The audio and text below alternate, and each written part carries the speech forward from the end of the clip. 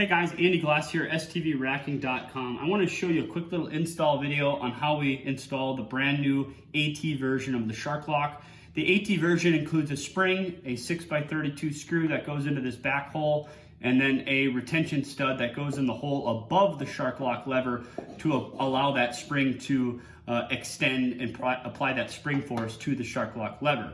We'll go ahead and get started by inserting the 5mm system screw into the axle hole of the lever, and we are going to screw that down into the new 4mm holes in the STV racking sides. These provide a little bit more strength, and now you want it to be a little tight because you want the most thread engagement in that axle screw as you can to prevent and apply resistance to that spring. Next, we're going to put on the spring stud, which goes into the hole directly above the Shark-Loc lever.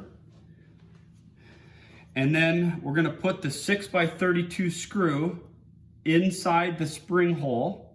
Now this is gonna be a self-tapping screw. For this demonstration, this hole is already tapped just for ease of purposes, but you'll wanna use a power drill and just apply enough pressure. If it gets tight, don't go all the way or you will snap this 6x32 and then you'll have to order a few more. But you just need to be tight enough that it'll keep that screw in place. And then of course you want to angle the spring towards that locking stud up there. And then now the trickiest part about this whole install is getting this loop on this spring stud, which is a little bit harder to show you. I'm probably blocking the camera.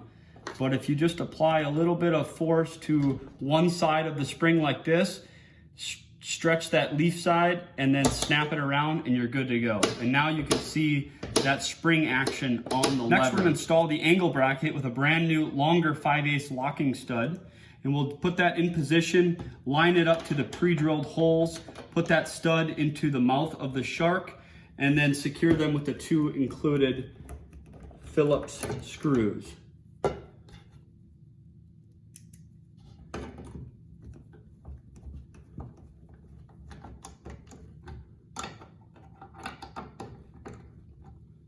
And now your tray won't come out until you lift up, and then that spring will keep that Shark-Loc down, but it still functions correctly when you push it together, and now it's secured and good to go. If you have any questions or like to learn more, hit us up with an email at stvracking@gmail.com. Thank you very much.